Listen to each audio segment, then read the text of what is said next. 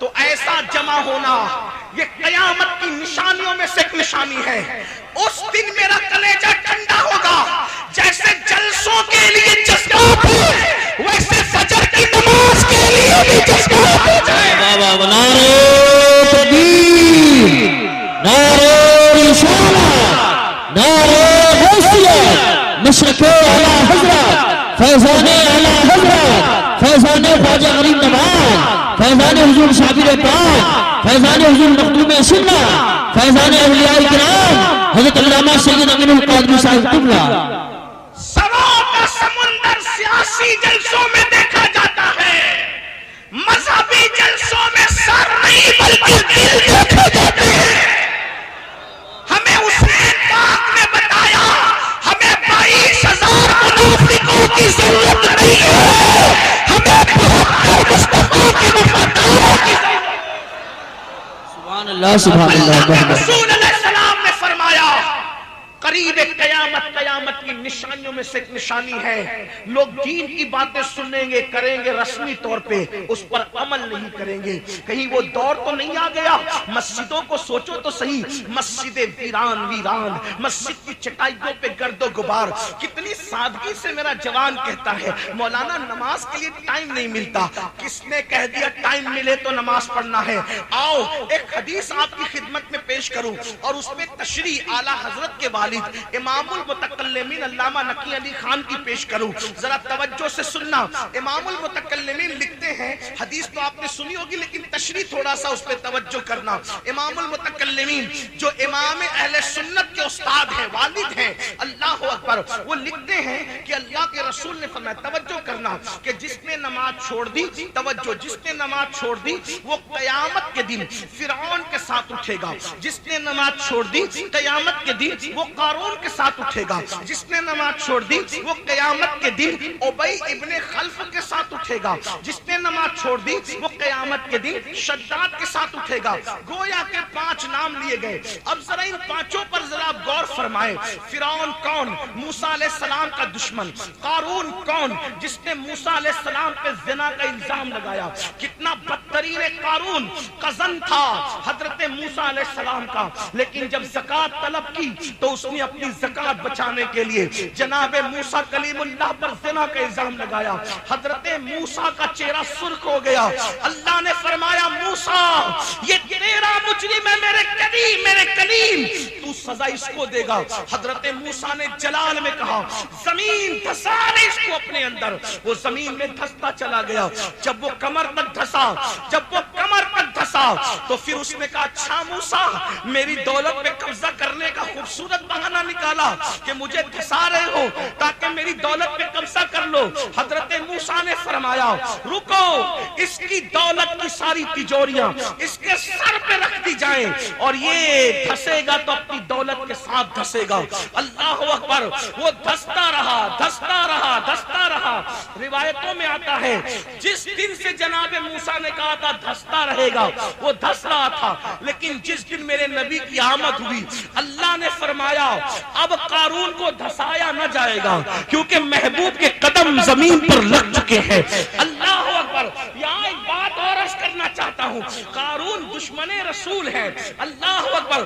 ابو لہب کا بھی تو کوئی رشتہ تھا، اللہ، لیکن قربان قارون کا کوئی رشتہ نہیں. نہ زمانہ وہ ہے، نہ عصر وہ ہے، نہ دور وہ ہے، نہ تعلق وہ ہے، کچھ بھی نہیں ہے. بس محبوب کی ولادت کیا ہوئی، قدم زمین پہ کیا لگے. قارون کے لیے کہا گیا جتنا دھسنا تھا دھس گیا، اب آج کے بعد نہیں دھسے گا. حیرت کی بات ہے ولادت رسول کا فائدہ قارون جیسوں کو بھی نصیب ہو جاتا ہے تو عاشقان مصطفیٰ کو کیوں نصیب نہیں ہو جاتا. اللہ سبحان اللہ. مصطفیٰ کی شان ہی نرالی ہے. لیکن میرا عنوان وہ نہیں، توجہ کریں. فرعون دشمن نبی کا دشمن، قارون نبی کا دشمن، اتنا بڑا دشمن جس نے زنا کا الزام لگایا. اس کے بعد اللہ اکبر حامان یہ بھی نبی کا دشمن، شداد یہ بھی نبی کا دشمن جس نے زمین پہ جنت بنائی. اور ابی بن خلف کا اگر تعارف آپ نہیں جانتے، جو جانتے ہیں وہ جانتے ہیں، جو نہیں جانتے وہ سن لیں. اللہ کے رسول رحمت للعالمین نے اپنی زندگی میں کسی کو قتل نہیں کیا، ظاہری زندگی میں کسی کو قتل نہیں کیا، آقا نے کسی کو قتل نہیں کیا، ایک بندے کو حضور نے قتل کیا بس۔ اللہ کے رسول نے ایک بندے کو قتل کیا، ایک شخص کو قتل کیا، اور جس کو قتل کیا اس کا نام ہے ابی بن خلف۔ اور یہ حدیث میں آیا ہے زمانے کا بدترین انسان وہ ہے یا جو نبی کو قتل کرے یا نبی اس کو قتل کرے۔ آپ مجھے بتائیں وہ رحمت للعالمین دندات شہید کرنے والوں کو دعا دیتے، زمین پہ ڈھکیل دینے والوں کو اور گھٹنوں کو پھوڑ دینے والوں کو دعا دیتے، پنڈلیوں پہ پتھر مارنے والوں کو دعا دیتے۔ حضور نے جس کو قتل کیا ہوگا، قتل بھی شان رحمت للعالمین سے ہی کیا، حضور نے کوئی اس کو تلوار نہیں اٹھائی، اس کے ٹکڑے نہیں کیے، گردن نہیں کاٹی، کیا کیا؟ اپنا نیزہ لیا اور نیزہ لے کے اس کو صرف چبا دیا، تو پورے میدان میں وہ جب تھرکتا پھرتا تھا، تڑپتا تھا۔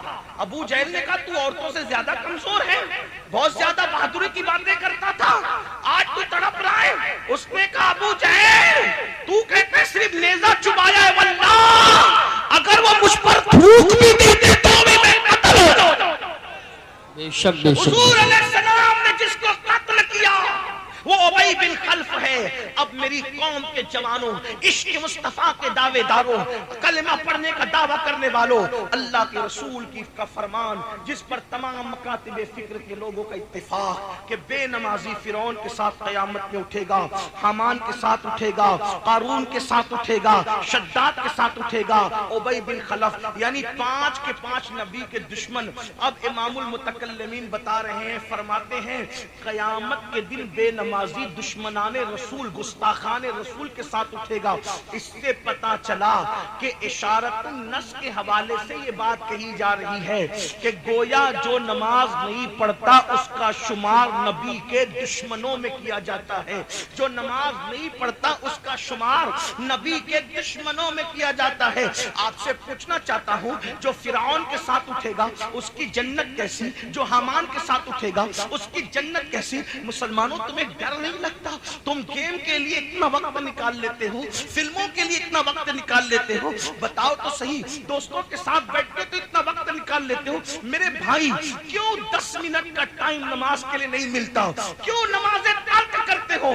خدا کے لیے آپ جانتے ہیں اللہ کے رسول علیہ السلام نے فرمایا جس نے جان بوجھ کر نماز چھوڑ دی قیامت کے دن اس کے ساتھ میرا کوئی وعدہ نہیں ہے، وہ میرے ذمے سے باہر ہو گیا ہے، وہ میرے ذمے سے خارج ہو گیا ہے۔ برادری سے خارج ہونے کا اتنا خیال ہے، رسول اللہ نے اپنے ذمے سے خارج کیا ان کو جو نماز نہیں پڑھتے۔ بڑی معذرت کے ساتھ آج لوگ یہ کہتے ہیں مولانا اتنا نہ ڈراؤ، نماز کوئی ضروری ہے، اللہ غفار ہے، کریم ہے، ستار ہے، وہ تو یوں بھی جنت دے دے گا۔ میں کہتا ہوں میں نماز تیری وجہ سے نہیں سمجھتا، میں تو نماز کربلا کی وجہ سے سمجھتا ہوں۔ اگر نماز اتنی اہم نہ ہوتی تو امام حسین اخیر میں سجدہ نہ کرتے، امام علی مقام سجدہ کر رہے ہیں۔ اور اس کے بعد آپ کو بتاؤں بڑی معذرت کے ساتھ، تعویذ والے لوگ مجھ سے ناراض نہ ہوں، میں تعویذ کا مخالف نہیں ہوں، میرے دادا مرشد کی تو پوری زندگی تعویذ ہی دینے میں گزری ہے، لیکن ایک بات آپ سے کہنا چاہتا ہوں، آپ کون نہیں جانتے، آپ بریلی شریف کے قریب رہتے ہو، سیدی مفتی اعظم تعویذ ہی کے ذریعے سے سارے معاملات کرتے تھے، ہم تعویذ کے مخالف نہیں ہیں، لیکن ایک بات کہتا ہوں لوگ بے چینی کا علاج تعویذات سے کرنا چاہتے ہیں۔ آپ سے پوچھتا ہوں یاد رکھنا نماز نہیں پڑھو گے کوئی تعویذ تمہیں کام نہیں آئے گا، تمہاری مصیبتیں بڑھتی جائے گی۔ اگر کوئی کہتا ہے تعویذات مصیبتوں کا حل ہے، واللہ ہرگز نہیں، سحر جادو کا مقابلہ تعویذات سے ہو سکتا ہے، اللہ کا عذاب تعویذات سے نہیں ٹالا جا سکتا۔ آپ جانتے ہیں جو ہر بے قرار دل کا قرار، جو ہر بے چین دل کا چین، کون ہے ہر بے قرار دل کا قرار، کون ہے ہر بے چین دل کا چین؟ میرے امام کہتے ہیں ان کے نثار کوئی کیسے ہی رنج میں ہو، جب یاد آ گئے ہیں سب غم بھلا دیے ہیں۔ آپ سے میں پوچھنا چاہتا ہوں اللہ اکبر، میرے آقا یاد آئے تو انسان کم بھول جاتا ہے، لیکن جب رسول اللہ بے چین ہوتے تھے، جب میرے آقا بے قرار ہوتے تھے، وہ رسول جو ہر بے چین دل کا چین ہے، ہر بے قرار دل کا قرار ہے، جب وہ بے چین ہوتے تو کیا کرتے تھے؟ میرے آقا فرماتے تھے ارحنا یا بلال، بلال میری بے چینی کو دور کر، اے بلال میری بے قراری کو دور کر، اے بلال مجھے راحت پہنچا۔ بلال کہتے کیسے؟ آقا فرماتے بالصلاۃ، اذان پڑھ، ہم نماز پڑھیں گے اور اپنے دل کو سکون عطا کریں گے۔ وہ ہمارے رسول نماز میں اپنے آپ کا سکون تلاش فرما رہے ہیں، حالانکہ وہ تو ہر بے چین دل کا چین ہے، وہ تو عرش کی بے چینیوں کا بھی چین ہے، لیکن نماز کی اہمیت تو آپ سمجھے نا۔ اللہ اکبر۔ اور سن لو، صحابہ کرام فرماتے ہیں رسول اللہ کے دور میں مسلمان اور غیر مسلم میں فرق کرنے کے لیے ایک ضابطہ تھا۔ جو نماز پڑھتا تھا ہم اس کو مسلمان سمجھتے تھے، جو نماز نہیں پڑھتا تھا ہم اس کو کافر سمجھتے تھے۔ اللہ اکبر، اللہ اکبر۔ خود فتاوی رضویہ شریف اٹھا کے دیکھیں، کئی صحابہ کا نام لکھا ہے جن کا فتویٰ ہے کہ بے نمازی کافر ہے۔ حالانکہ ہم حنفی ہونے کی وجہ سے ڈائریکٹ بے نمازی کو کافر نہیں کہتے، امام کی تعویل کے ساتھ ہم ہیں۔ لیکن ایک بات آپ سے پوچھتا ہوں، اگر قیامت کے دن اصحاب کے فتوے کے مطابق فیصلہ ہوا تو ہوگا کیا؟ آپ مجھے بتائیں۔ آپ چشتی تو بن گئے، نقشبندی تو بن گئے، سہروردی تو بن گئے، رضوی تو بن گئے، اشرفی تو بن گئے، برکاتی تو بن گئے، مداری تو بن گئے، آپ سب بنے۔ آپ سچے مسلمان کس دن بن رہے ہو؟ سبحان اللہ۔ آپ سچے مسلمان کس دن بن رہے ہو؟ ٹوپیوں کے کلر تمہیں سلسلوں سے وابستہ کر سکتے تمہارے اپنے زوم میں، لیکن خدا کی عدالت میں مسجدوں کو آباد کیے بغیر اپنا سچا مسلمان ہونا ثابت نہیں کر سکتے۔ اور یہاں چاہے جتنے بہانے بنا لو، چاہے جتنے بہانے کر لو، اللہ کے یہاں کوئی بہانہ نہیں چلے گا۔ مسلمانوں کیا ہو گیا؟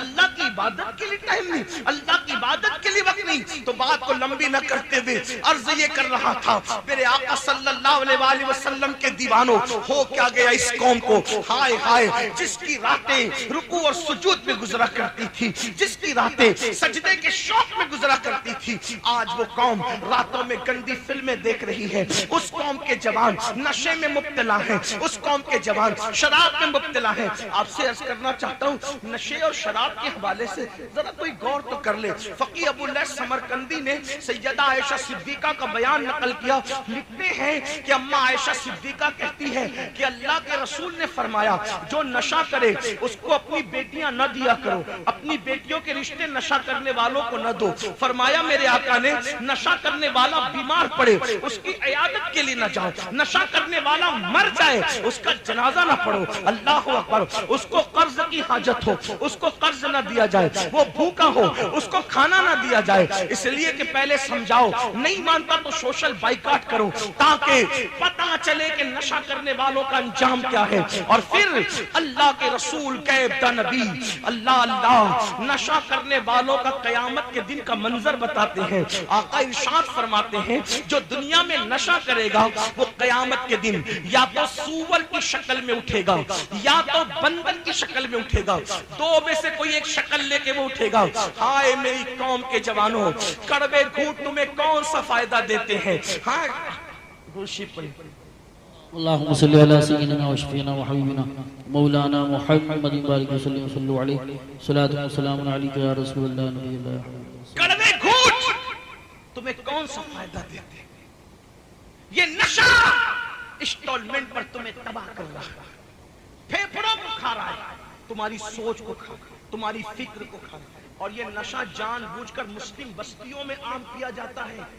کیوں؟ لوگوں کو تمہارے ٹیلنٹ سے تکلیف ہے، کیونکہ لوگ جانتے ہیں جب تم پڑھو گے تو تمہارا کوئی مقابلہ نہیں کر سکے گا، جب تم تجارت کرو گے تو کوئی تمہارا مقابلہ نہیں کر سکے گا، جب تم سیاست کرو گے تو کوئی تمہارا مقابلہ نہیں کر سکے گا، جب تم بولو گے تو کوئی تمہارا مقابلہ نہیں کر سکے گا۔ کسی قوم کے پاس اتنا ٹیلنٹ نہیں ہے جتنا مسلمانوں کے پاس ہے۔ آپ کہیں گے مولانا 1400 سال کی بات نہ کرو، میں کہا 1400 سال کی نہیں، ابھی عقائد پر کوئی گفتگو کرنے کی بجائے میں آپ سے کہتا ہوں آج بھی کلمہ پڑھنے والوں کا ٹیلنٹ یہ ہے کہ ہندوستان کو جس نے ایٹمی طاقت دی ہے وہ کوئی کلمہ پڑھنے والا ہی ہے۔ آپ مجھے بتائیں 1857 میں انقلاب کی آواز بلند کرنے والا کوئی کلمہ پڑھنے والا ہی ہے، 1857 میں جہاد کا فتویٰ انگریزوں کے خلاف دینے والا کوئی کلمہ پڑھنے والا ہی ہے۔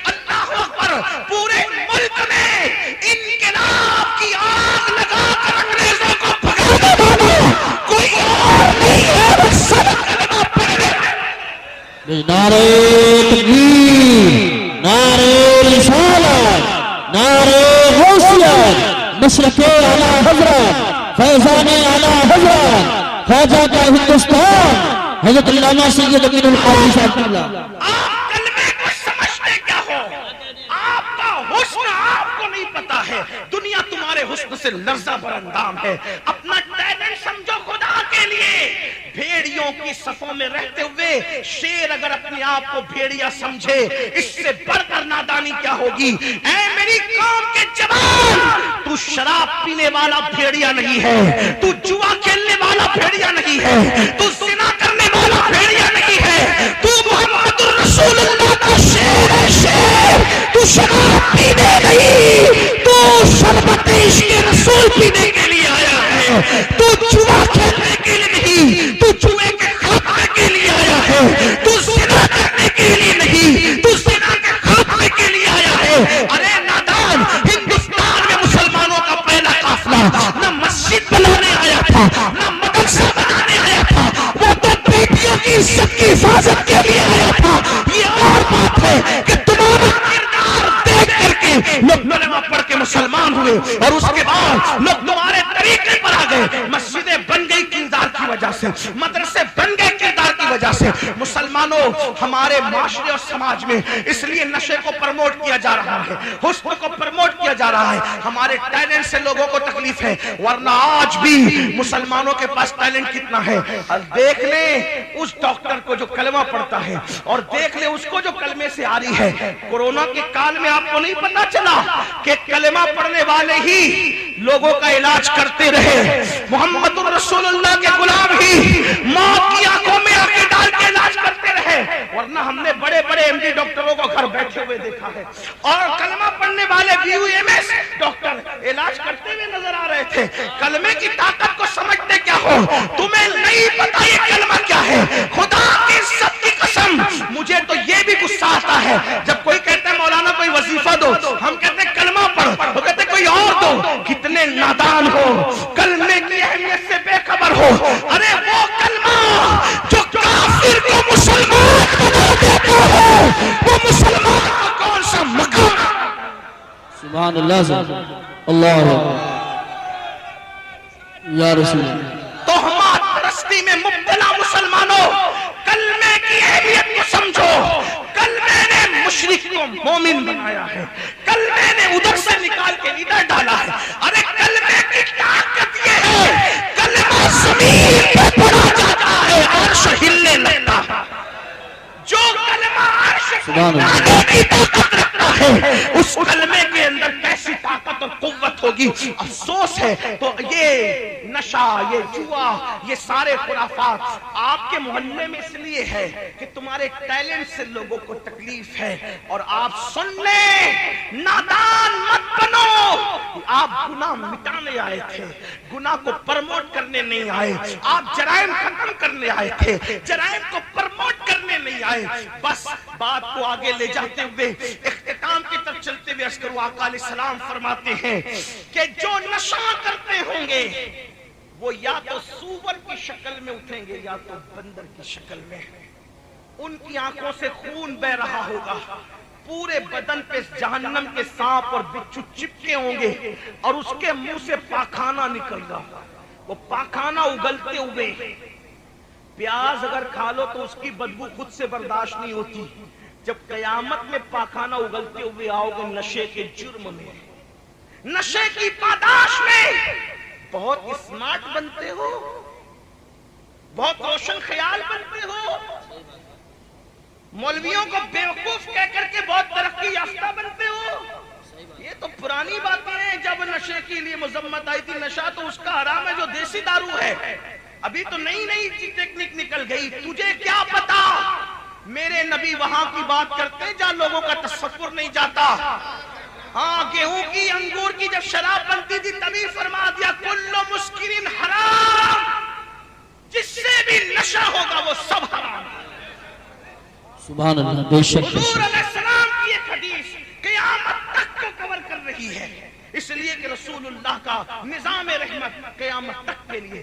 اور اپنے آپ پہ رحم کرو، جو لوگ نشہ کرتے ہیں میں ان کو بتا دوں، میرا یقین نہیں ہے تو سائنس سے پوچھ لینا، نشہ کرنے والا جلدی سے نامرد ہوتا ہے، بیوی کے قابل نہیں رہتا۔